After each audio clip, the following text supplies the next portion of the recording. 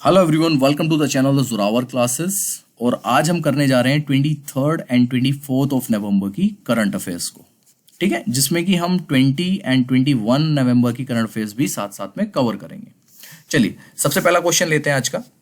नवनिर्वाचित 17वीं बिहार विधानसभा के pro tem speaker के तौर पर किसने शपथ ली है? यहाँ पे प्रोटेम स्पीकर मैं आपको समझा दूं कौन होते हैं। प्रोटेम स्पीकर होते हैं जो कि आपकी विधानसभा के अध्यक्ष और उपाध्यक्ष होते हैं, उनको शपथ दिलाते हैं। ठीक है, उनका चुनाव कराते हैं। Who was sworn in as the pro tem speaker of the newly elected 17th Bihar legislative assembly? और ये हैं आपके जीतन राम मांझी। बिहार के पूर्व मुख्यमंत्री जीतन राम मांझी ने 19 नवंबर 2020 को नवनिर्वाचित 17वीं बिहार विधानसभा के प्रोटेम स्पीकर के तौर पर शपथ ली है। बिहार के राज्यपाल फागू चौहान ने उन्हें पटना के राजभवन में इस पद की शपथ दिलाई है। तो इसमें आपको एक चीज और क्लियर हो रही है साथ साथ में कि बिहार के इस टाइम के करंट राज्यपाल कौन है? फागू चौहान। वे नवनिर्वाचित बिहार विधानसभा के पहले सत्र के पहले ही दिन सदन में स्पीकर के तौर पर कार्य करेंगे और उनकी अगुवाई में नवनिर्वाचित बिहार विधानसभा अपने नए स्पीकर का चुनाव करेगी। आमतौर पर सत्तारूढ़ दल से ही किसी सदस्य को स्पीकर के तौर पर चुना जाता है, यानी कि बीजेपी या जेडीयू में से कोई जो है स्पीकर बनेगा। चलिए, क्वेश्चन नंबर नेक्स्ट लेते हैं। क्वेश्चन नंबर सेकंड, निम्न में से किस देश को 2023 में होने वाली G20 देशों की बैठक की अध्यक्षता प्रदान की गई है? Which of the following country has been chaired by the meeting of G20 countries to be held in 2023? और मैं आपको यहाँ पे बता दूं कि जो G20 कंट्रीज होती हैं बहुत ज़्यादा पावरफुल कंट्रीज हैं, अच्छी कंट्रीज है, डेवलप कंट्रीज है सारी। तो इनमें जो है 2023 में इंडिया को इसकी मेजबानी दी गई है। इंडिया इसकी मेजबानी करेगा, इसकी अध्यक्षता करेगा। 2000 अगर मैं 21 की बात करूं तो 2021 में इटली, 2022 में इंडोनेशिया, 2023 में फिर इंडिया और 2024 में ब्राजील। और इस साल इसकी मेजबानी संपन्न हुई है, यानी कि खत्म हुई है सऊदी अरब में। तो ये चारों पांचों चीज़ अगर आप लिखना चाहते हैं लिख लेना। वैसे मेन इंपॉर्टेंट जो है इसमें यही बनेगा कि 2023 में, क्योंकि भारत को काफ़ी टाइम बाद मिली है, तो इंडिया जो है इसकी मेजबानी 2023 में करने जा रहा है। और अगर ये आपसे ये पूछ लिया जाए कि 2020 में कहाँ हुई थी, तो सऊदी अरब में हुई थी 15वें समिट की, यानी कि 15वां समिट था।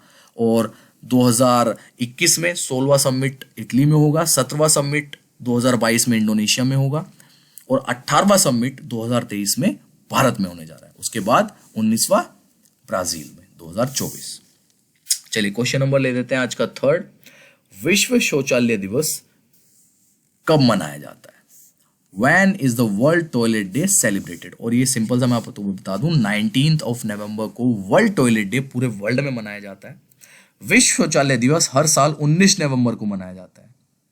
इस वर्ष यह दिवस सतत स्वच्छता और जलवायु परिवर्तन विषय के साथ मनाया जा रहा है। तो अगर आपसे थीम या टॉपिक पूछ लिया जाए कि 2020 वर्ल्ड टॉयलेट डे का टॉपिक या थीम क्या है, तो वो है सतत स्वच्छता और जलवायु परिवर्तन। लगभग 4.2 बिलियन लोग स्वच्छता तक उचित पहुंच के बिना कैसे रह रहे हैं, इस बारे में जागरूकता फैलाने के लिए यह दिन मनाया जाता है।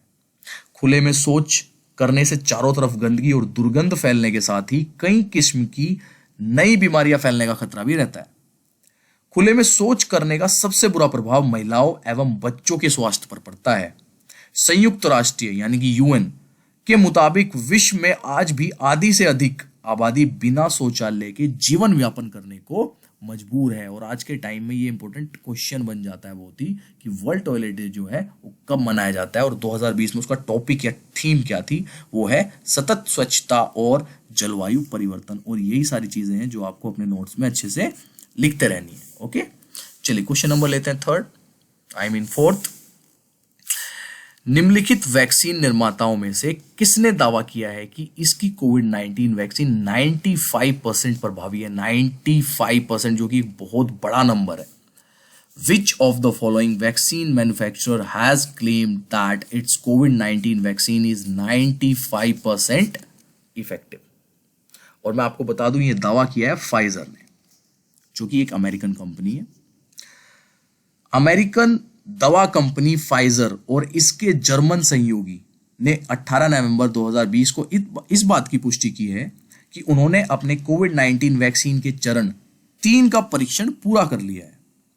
कोरोना वायरस के मरीजों पर इस अंतिम चरण के परीक्षण के बाद फाइजर का BNT162b2 कोविड वैक्सीन 95% प्रभावी पाया गया है।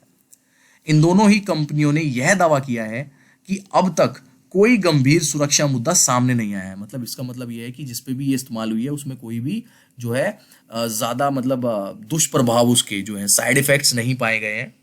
इस कोरोना वैक्सीन का अमेरिका सहित अन्य देशों में करीब 44,000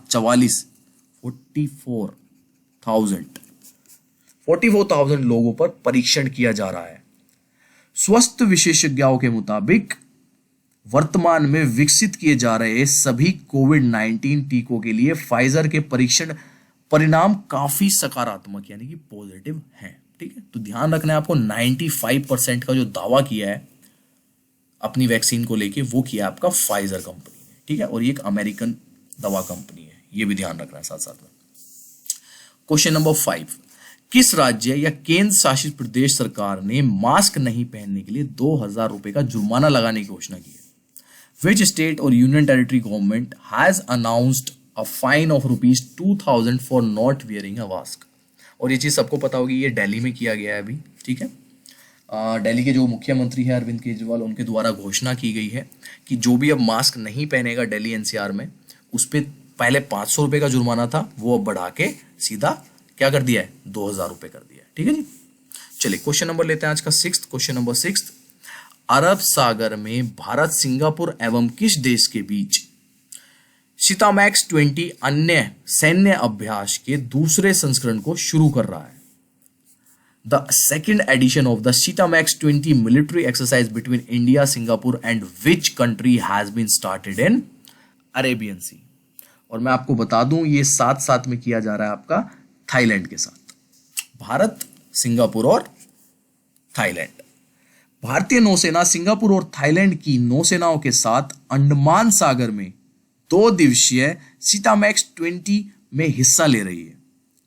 इस युद्ध अभ्यास में हथियार चलाना और सतह युद्ध अभ्यास शामिल है। इस युद्ध अभ्यास का मकसद तीनों मित्र देशों के बीच क्षेत्रीय समुद्री सुरक्षा को मजबूत करने के लिए सहयोग और साझेदारी का विकास करना है। ठीक है, तो अपने को मेन जो है वो ये याद रखना है, नोट्स में सिंपल सा लिखना है, सीतामैक्स 20 जो किन देशों के बीच हो रहा है, वो हो रहा है इंडिया, सिंगापुर और थाईलैंड। ठीक है जी, चलिए क्वेश्चन नंबर लेते हैं आज का 7th। क्वेश्चन नंबर 7, भारत को अपना 9वां बोइंग P-81 निगरानी विमान किस एरोस्पेस कंपनी से प्राप्त हुआ है? India has received it's 9th Boeing P-81 surveillance aircraft from which aerospace company? और ये मैं आपको बता दूं, ये इंडिया को मिला है बोइंग से। ठीक, बोइंग, सी इसका ऑप्शन हो जाएगा। इस 18 नवंबर 2020 को भारतीय नौसेना ने गोवा में नौसैनिक एयरबेस पर नोवा बोइंग P-81 निगरानी विमान अमेरिका से प्राप्त किया। क्वेश्चन ये भी बन सकता है कि कहां से प्राप्त किया, क्योंकि बोइंग जो कंपनी है वो कैसी, कहां की कंपनी है, अमेरिका की। ठीक है, तो ये अमेरिका से प्राप्त किया है। इससे भारत की पनडुब्बी रोधी युद्ध क्षमताओं को काफी बढ़ावा मिलने की उम्मीद है। इस निगरानी विमान को लंबी दूरी के पनडुब्बी रोधी युद्ध, सतह रोधी युद्ध के साथ साथ खुफिया, निगरानी और टोही मिशन के लिए खास तौर पर बनाया गया है।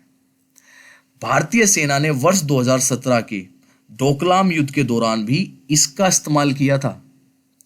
इन नए P-81 विमानों को दुश्मन देश के बारे में खुफिया जानकारी जुटाने के लिए कई नई तकनीकों और हथियारों से लैस किया गया। ध्यान रखना है आपको, सर्विलेंस एयरक्राफ्ट जो है इंडिया ने नया बोइंग कंपनी से लिया है। ठीक है, चलिए क्वेश्चन नंबर देख लेते हैं अपना नेक्स्ट। क्वेश्चन नंबर 8, अमेरिका के नवनिर्वाचित राष्ट्रपति जो बाइडेन ने अपनी पत्नी जिल बाइडेन के लिए निम्न में से किस भारतीय मूल की महिला को नीति निर्देशक नियुक्त किया है? Which of the following Indian origin woman has been appointed by the US elected president Joe Biden for his wife Jill Biden? और ये नियुक्त किया गया आपका, मैं बता दूं आपको, माला एडिगा को जो है नियुक्त किया गया। अमेरिका के नवनिर्वाचित राष्ट्रपति जो बाइडेन ने 20 नवंबर 2020 को भारतीय अमेरिकी माला एडिगा को अपनी पत्नी जिल बाइडेन की पॉलिसी डायरेक्टर नियुक्त किया है? ठीक है, और ये इंपॉर्टेंट क्वेश्चन है, ये अपने नोट्स में अच्छे से लिख लेना, माला एडिगा। ठीक है जी, चलिए क्वेश्चन नंबर लेते हैं नेक्स्ट, क्वेश्चन नंबर 9। राष्ट्रीय कैडेट कोर यानी कि एनसीसी ने 22 नवंबर को अपना कौन सा स्थापना दिवस मनाया है? स्टार क्वेश्चन है, फिर से इंपॉर्टेंट क्वेश्चन है। Which establishment day is celebrated by the National Cadet Corps यानी कि NCC on 22 नवंबर 2020? बताओ भाई, जिसको पता है इसका आंसर करो, अगर किसी को पता है तो फिर मैं आपको बता देता हूं, नहीं पता है तो 72वां स्थापना दिवस 72 फाउंडेशन डे जो है उन्होंने इस साल 22 नवंबर को एनसीसी ने अपना मनाया है। ठीक है, राष्ट्रीय कैडेट कोर यानी कि एनसीसी ने 22 नवंबर 2020 को अपना 72वां स्थापना दिवस मनाया है। यह उन शहीदों को सलाम करने के लिए मनाया जाता है जिन्होंने समाज के लिए अपना बलिदान दिया है। एनसीसी कैडेटों ने कोविड-19 के खिलाफ लड़ाई में महत्वपूर्ण भूमिका निभाई है। एनसीसी का गठन राष्ट्रीय कैडेट कोर अधिनियम 1948 के तहत किया गया था। यह एक त्रिसेवा संगठन है। इसका उद्देश्य उच्च और उच्चतम माध्यमिक विद्यालयों, कॉलेजों और विश्वविद्यालय के युवाओं को सैन्य प्रशिक्षण देना है। ठीक है, तो यहाँ पे एनसीसी का जो उद्देश्य है वो भी मैंने बता दिया, और ये इंपॉर्टेंट करना है कि इस साल जो है इन्होंने अपना 72वां स्थापना दिवस मनाया है 22 नवंबर को। चलिए क्वेश्चन नंबर लेते हैं अगला, question number 10। Question number 10, Bharat के सर्वोच्च न्यायालय ने अभी हाल ही में किस मामले में केंद्र सरकार के लिए संबद्ध राज्य की सहमति को अनिवार्य कर दिया है? इंपॉर्टेंट क्वेश्चन है, मैं आप लोगों को बता दूं। ठीक है, the supreme court of India has recently made the consent of the concerned state mandatory for the central government in which case, और यह किया गया है आपका सीबीआई क्षेत्र अधिकार में। ठीक है, जो सीबीआई का जुडिक्शन है उसमें किया गया है। जस्टिस बीआर गवई और एएम खन्नाविलकर की पीठ ने सीबीआई के कामकाज को नियंत्रण करने वाली डीएसपीआई यानी कि दिल्ली विशेष पुलिस प्रतिष्ठान अधिनियम की धारा 5 और 6 का उल्लंघन करते हुए यह कहा है कि यह देखा जा रहा है कि भले ही धारा 5 और 6 में केंद्र सरकार को संघ शासित प्रदेशों के अलावा भी किसी राज्य में डीएसपीआई सदस्यों की शक्तियां और अधिकार क्षेत्र का विस्तार करने की अनुमति हो, लेकिन जब तक संबंधित राज्य डीएसपीआई अधिनियम की धारा 6 के तहत अपने राज्य क्षेत्र के भीतर इस तरह के विस्तार के लिए अपनी सहमति नहीं देता है, तब तक केंद्र सरकार को यह अनुमति नहीं दी जा सकती। सिंपल सा इतना समझो कि अगर किसी स्टेट ने मना कर दिया कि सीबीआई जो है हमारे स्टेट के अंदर दखल नहीं देगी, तो बिना राज्य की मंजूरी के वो काम नहीं कर सकती है। ठीक है, सिंपल सी चीज इतनी है। चलिए क्वेश्चन नंबर लेते हैं नेक्स्ट, क्वेश्चन नंबर 11। अंतरराष्ट्रीय क्रिकेट परिषद यानी कि आईसीसी ने अंतरराष्ट्रीय क्रिकेट में डेब्यू करने की उम्र क्या निर्धारित की है? What is the age of International Cricket Council ICC to debut in the international cricket? भाई ये तो पता होना चाहिए जो भी क्रिकेट को फॉलो करते हैं या देखते हैं उन लोगों को अच्छे से, कि ये जो है कितने साल कर दी गई है वर्ष, ये कर दी गई है आपकी 15 साल। ये 15 साल मैं क्यों बता रहा हूं, क्योंकि इससे पहले जो वर्ल्ड के यंगेस्ट प्लेयर थे वो थे हसन रजा, मतलब थे क्या है अभी भी, और वो पाकिस्तान के रहे हैं, और उन्होंने 1996 से 2005 यानी 2005 के बीच अपना करियर रहा है उनका, उसमें मैचेस खेले हैं जिसमें उनके 7 टेस्ट और 16 ओडीआईज रहे हैं, और उन्होंने जो डेब्यू किया था वो किया था 14 ईयर 227 डेज का। ठीक है ना, उनका जो डेब्यू रहा था वो रहा था 14 ईयर 227 डेज। ओके, तो अब जो है आईसीसी ने डेब्यू करने की इंटरनेशनल क्रिकेट में एक एज रख दी है, वो है आपकी 15 वर्ष। ठीक है, ये ध्यान रखना है, इंपॉर्टेंट क्वेश्चन है, अच्छा क्वेश्चन है, और ये आगे तक रहेगा। आईसीसी बोर्ड ने अंतरराष्ट्रीय क्रिकेट खेलने के लिए खिलाड़ियों के लिए न्यूनतम आयु की नीति शुरू की है। उसके मुताबिक क्रिकेट को विश्व स्तर पर खेलने के लिए कम से कम 15 साल का होना चाहिए। आईसीसी बोर्ड ने खिलाड़ियों की सुरक्षा को ध्यान में रखते हुए यह नियम बनाया है। इस बात की जानकारी बोर्ड ने दी है, यह आयु संबंधी सीमा सभी तरह की क्रिकेट पर लागू होगा, जिसमें आईसीसी के टूर्नामेंट, द्विपक्षीय क्रिकेट और अंडर 19 क्रिकेट शामिल है। ठीक है, तो सिंपल सा याद रखना है कि आईसीसी ने अपना चेंज कर दिया रूल। चेंज क्या कर दिया, पहले था ही नहीं ऐसा कुछ, एक नया रूल बनाया है कि मिनिमम एज जो है क्रिकेट खेलने के लिए इंटरनेशनल लेवल पे वो होगी आपकी 15 ईयर्स। क्वेश्चन नंबर 12, ठीक है, किस देश ने मुक्त आकाश निगरानी संधि से औपचारिक रूप से खुद को हटा लिया है? Which country has formally removed itself from the free sky monitoring treat? और ये काम किया है आपका अमेरिका ने। ठीक है, इंपॉर्टेंट क्वेश्चन है, ये भी स्टार क्वेश्चन है। ठीक है, अमेरिका सरकार ने 22 नवंबर को घोषणा की है कि अमेरिका मुक्त आकाश निगरानी संधि से औपचारिक रूप से बाहर निकलने वाला है। साल 2002 में लागू हुई संधि के मुताबिक 30 से अधिक देशों को एक दूसरे के क्षेत्र में हथियारों के बिना निगरानी उड़ानों की अनुमति है। अमेरिकी राष्ट्रपति डी आइजहान ने पहली बार जुलाई 1955 में प्रस्ताव दिया था कि अमेरिका और तत्कालीन सोवियत संघ यानी कि जो अब रशिया है, एक दूसरे के क्षेत्र में हवाई टोही उड़ानों की अनुमति दे। मॉस्को ने पहले उस प्रस्ताव को अस्वीकार कर दिया था, लेकिन राष्ट्रपति जॉर्ज एच.डब्ल्यू. बुश ने मई 1989 में फिर से यह प्रस्ताव किया था और जनवरी 2002 में यह संधि लागू हुई थी, जो कि 18 साल बाद 2020 में ये खत्म होने जा रही है। तो बहुत इंपॉर्टेंट क्वेश्चन है। फ्री स्काई मॉनिटरिंग ट्रीट यानी कि मुक्त आकाश निगरानी संधि से औपचारिक अपना नाम हटा लिया है अमेरिका ने। क्वेश्चन नंबर लेते हैं आज का 13। किस राज्य सरकार ने आवास योजना नामक एक नई ग्रामीण आवास परियोजना शुरू की है? Which state government has started a new rural housing project called Awas Yojana? और ये की आपकी महाराष्ट्र ने। ठीक है, महाराष्ट्र के मुख्यमंत्री उद्धव ठाकरे ने आवास योजना नाम से एक नई ग्रामीण आवास परियोजना शुरू की है। यह भारत का सबसे अमीर राज्य है जिसने अपने ग्रामीण क्षेत्रों में घर देने के लिए एक मेगा योजना शुरू की है। अभियान के एक भाग के रूप में महाराष्ट्र सरकार ने अगले 100 दिनों में 8.82 लाख घरों का निर्माण करने का लक्ष्य रखा है।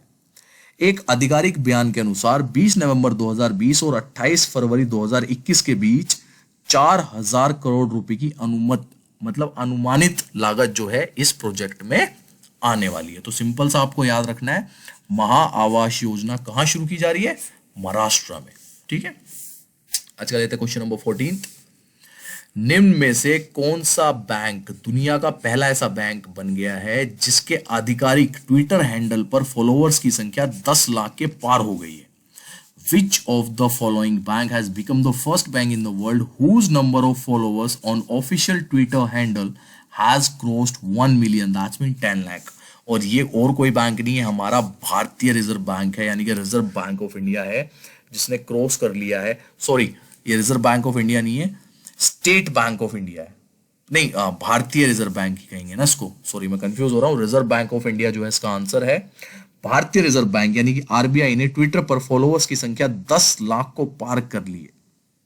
यह उपलब्धि हासिल करने वाला रिजर्व बैंक दुनिया का पहला ऐसा बैंक बन गया है। इस सूची में मैक्सिको का केंद्रीय बैंक दूसरे नंबर पर है जिसके फॉलोअर्स की संख्या 7.74 है। तो ठीक है, रिजर्व बैंक ऑफ इंडिया के बाद सेकंड नंबर किसका आता है? आपके केंद्रीय बैंक मैक्सिको का। तो सिंपल सा ध्यान रखना है, ये स्टार क्वेश्चन है, अच्छा क्वेश्चन है कि 1 मिलियन या 10 लाख को पार करने वाला पहला बैंक कौन सा है जिसने ऑफिशियल ट्विटर हैंडल पे ये काम किया है। ठीक है, तो ये है हमारा reserve bank of India. Question number लेते हैं आज का 15। किस देश ने चंद्रमा से लूनर रॉक के नमूने लाने के लिए नवंबर 2020 के अंत तक चंद्रमा पर एक मानव रहित अंतरिक्षयान भेजने की योजना बना रहा है? Which country is planning to send an unmanned spacecraft to the moon by the end of November 2020 to bring samples of lunar rock from moon। और ये भैया काम कर रहा है आपका चीन, हमारा पड़ोसी राज्य। पृथ्वी के उपग्रह चंद्रमा से लूनर रॉक के नमूने लाने के लिए चीन नवंबर 2020 के अंत तक चंद्रमा पर एक मानव रहित अंतरिक्ष यान चांग E5 प्रोब, उसका जो नाम होगा वो चांद E5 प्रोब होगा, की योजना बना रहा है। चांद E5 प्रोब, जिसका नाम चंद्रमा की प्राचीन चीनी देवी के नाम पर रखा गया है। चीन का चांद E5 probe Asian of storm के नाम से भी जाना जाने वाला है। फिर से बता देता हूं मैं, एशियन ऑफ स्टॉर्म के नाम से भी ये जो है आपका, ये जो इनका प्रोजेक्ट रहेगा, ये इस नाम से भी जाने वाला है। चलिए क्वेश्चन नंबर लेते हैं आज का 16। फ्रेंड्स आज की थोड़ी सी वीडियो ऐसी चल रही है, तो आप जो है नोट्स पे ज्यादा ध्यान देना कि जो क्वेश्चन है उनके नोट्स जो है अपने अच्छे से बना लें आप। केंद्र सरकार ने 23 नवंबर 2020 को किस ऐप का अंतरराष्ट्रीय संस्करण पेश करने की घोषणा की है? The union government announced to introduce the international version of which app on 23 November 2020। और ये इंडिया ने किया है उमंग ऐप। ठीक है, जो हमारा उमंग ऐप उसको इंटरनेशनल स्टेज पे लॉन्च किया जा रहा है। केंद्र सरकार ने 23 नवंबर 2020 को उमंग ऐप का अंतरराष्ट्रीय संस्करण पेश करने की घोषणा की है। यह संस्करण विदेश जाने वाले भारतीय पर्यटकों, प्रवासी भारतीयों और भारतीय अंतरराष्ट्रीय छात्रों के लिए उपयोगी होगा। अब उमंग ऐप का अंतरराष्ट्रीय संस्करण अमेरिका, ब्रिटेन, कनाडा, ऑस्ट्रेलिया, संयुक्त अरब अमीरात, नीदरलैंड, सिंगापुर और न्यूजीलैंड में उपलब्ध होगा। ये सारे देश है, मैं फिर से बता देता हूं आपको, America, Britain, Canada, Australia, UAE, Netherland, Singapore और न्यूजीलैंड। ठीक है, तो जो उमंग ऐप है वो अब इंटरनेशनल वर्जन, इंटरनेशनल होने वाला है या हो गया है आपका 23 नवंबर को। ठीक है, तो ये ध्यान रखना है, ये क्वेश्चन अपना अच्छे से लिख लेना। Question number 17। अमेरिका के निर्वाचित राष्ट्रपति जो बाइडेन ने क्लाइमेट चेंज की जिम्मेदारी के लिए किसे नियुक्त किया है? Who has been appointed by the US elected president Joe Biden for the responsibility of climate change? और ये उन्होंने किया है जॉन कैरी को। जॉन कैरी को नियुक्त किया गया है। अमेरिका चुनाव में जीत हासिल करने वाले जो बाइडेन ने 23 नवंबर 2020 को अपनी कैबिनेट का ऐलान कर दिया है। शपथ ग्रहण के बाद ये कैबिनेट अपना काम शुरू कर देगी, लेकिन ट्रांजिशन पीरियड के दौरान भी एक्टिव रहेगी। जो बाइडेन ने क्लाइमेट चेंज पर फोकस करने के लिए जॉन कैरी को जिम्मेदारी दी है। जॉन कैरी पूर्व में अमेरिका के विदेश मंत्री रह चुके हैं और पेरिस क्लाइमेट चेंज एग्रीमेंट को लागू करने में उनकी भूमिका काफी अहम रही थी। तो ठीक ध्यान से ये देना है कि क्लाइमेट चेंज की रिस्पॉन्सिबिलिटी जो है अमेरिकन प्रेसिडेंट जो बाइडेन ने किसे दी है? जॉन कैरी को। चलिए आज का लास्ट क्वेश्चन है जो वो डिस्कस कर लेते हैं। Question number 18। किस राज्य में प्रतिवर्ष आयोजित होने वाले India international cherry blossom festival को कोविड-19 महामारी के कारण रद्द कर दिया गया है? In which state the Indian International cherry blossom festival held annually is cancelled due to the कोविड-19 पेंडेमिक? और ये जो ये होता है ये आपका हर साल मेघालय में होता है। मेघालय में प्रतिवर्ष आयोजित होने वाले इंडियन इंटरनेशनल चेरी ब्लॉसम महोत्सव को कोविड-19 महामारी के कारण रद्द कर दिया गया है। भारत के एकमात्र चेरी ब्लॉसम महोत्सव को मेघालय की राजधानी शिलोंग में आयोजित किया जाता है। इस महोत्सव में शामिल होने के लिए रिकॉर्ड संख्या में पर्यटक शिलोंग पहुंचते हैं। सर्दी का मौसम शुरू होते ही गुलाबी रंग के चेरी ब्लॉसम के सुंदर फूलों को पूरे मेघालय में देखा जा सकता है। ठीक है, वो इस साल कैंसिल कर दिया गया है। ठीक है, ड्यू टू कोविड-19 पैंडेमिक। तो भाई ये 18th क्वेश्चन है जिसमें हमने अपनी 23 और 24 ऑफ नवंबर की करंट अफेयर्स कवर की है। इसीलिए आज थोड़ी सी वीडियो लंबी हो गई क्योंकि क्वेश्चन थोड़े ज्यादा थे। ठीक है, फिर भी मैंने कोशिश की है कि इधर उधर की बात ना करके आपको सीधा क्वेश्चन और उसकी